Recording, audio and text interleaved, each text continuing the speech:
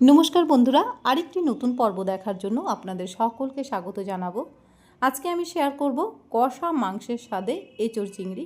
তবে ছোট্ট করে একটা গুরুত্বপূর্ণ বিষয় আপনাদেরকে বলে দিচ্ছি।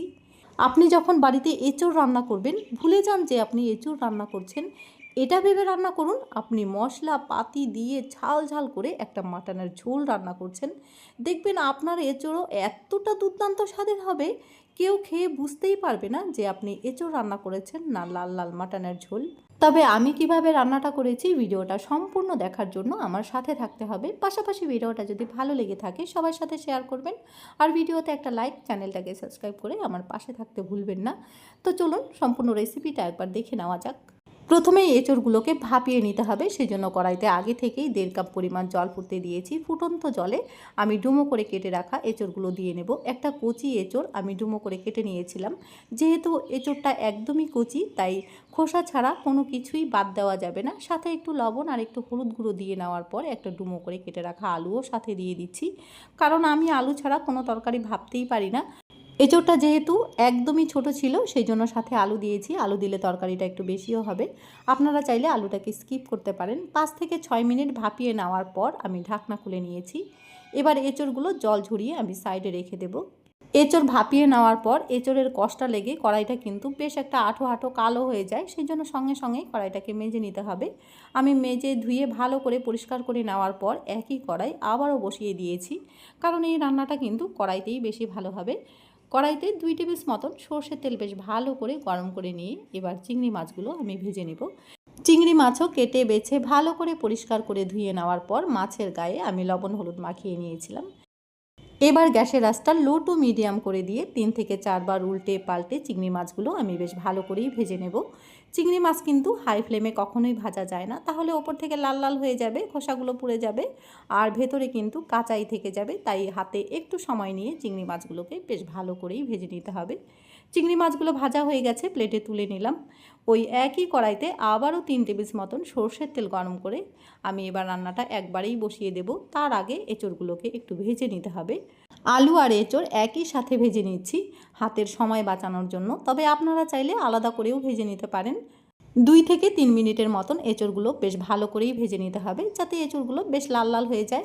আর দেখুন এঁচোড়ের মধ্যে কিন্তু একটা লালচে কালার চলে এসেছে। এবার আমি একটা প্লেটের মধ্যে তুলে নেব। ভেজে নেওয়া এঁচোড়গুলো সাইডে রেখে দিয়ে এবার রান্নাটা কিন্তু আমি একবারেই বসিয়ে দেব। সেই জন্য একই কড়াইতে ফোড়নের জন্য আবারও 3 টেবিল পরিমাণ সর্ষের তেল গরম করে ফোড়ন দিচ্ছি। গোটা জিরে হাফ চামচ, সাথে দেব 2 টুকরো দারচিনি আর একটা শুকনো লঙ্কা মাঝখান থেকে ভেঙে দিয়েছি। সাথে ফ্লেভারের জন্য 2টো এলাচও দেব। এলাচের মুখটা একটু ফাটিয়ে দিতে হবে, যাতে ফ্লেভারটা সম্পূর্ণ তরকারিতে সুন্দরভাবে ছড়িয়ে পড়ে।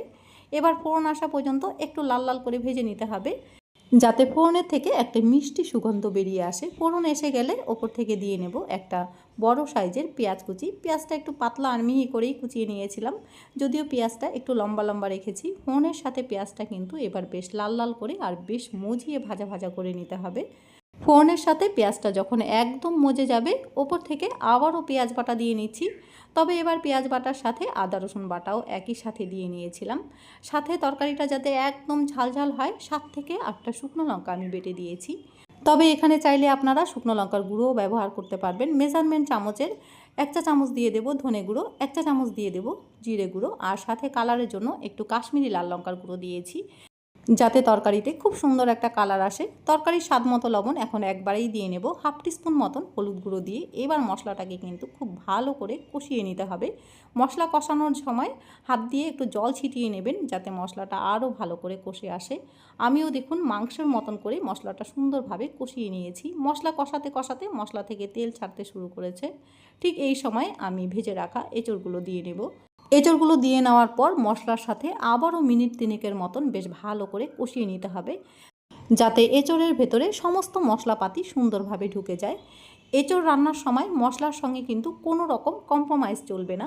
বাড়িতে মাংস নিয়ে আসলে মাংস রান্না করার সময় মাংসটা বুঝে আপনারা যতটা মশলা দেন, এঁচোড় রান্নার সময়ও এঁচোড়টা বুঝে কিন্তু ঠিক ততটাই মশলা দিয়ে নিতে হবে। তাই মশলার সাথে নো কম্প্রোমাইজ। এঁচোড়ের সাথে সমস্ত মশলাপাতি সুন্দরভাবে কষিয়ে নিয়েছি। দেখতেও দেখুন একদম কষা মাটানোর মতন লাগছে। ওপর থেকে এবার গ্রেভির জন্য 1.5 গ্লাস পরিমাণ উষ্ণ গরম জল দিয়ে দেব। একদম গরম জল ব্যবহার করার দরকার নেই, তাহলে তরকারির টেস্ট খারাপ হয়ে যাবে। জলটাকে হালকা গরম করে দিতে হবে, কাঁচা জল দিলে তরকারির কিন্তু অতটা টেস্ট আসবে না।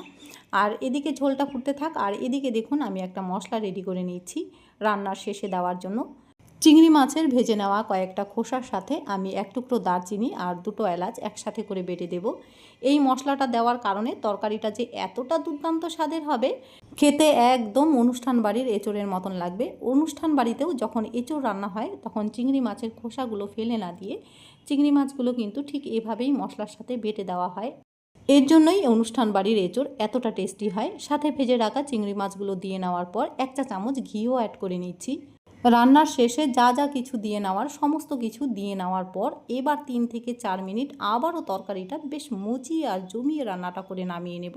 ব্যাস, এঁচোড় চিংড়ি একবার এভাবে রান্না করে খেয়ে দেখুন, অনুষ্ঠান বাড়ির স্বাদকেও হার মানাবে। আর আমার ভিডিওটা যদি ভালো লেগে থাকে ভিডিওতে একটা লাইক আর চ্যানেলটাকে সাবস্ক্রাইব করে আমার পাশে থাকার অনুরোধ রইল।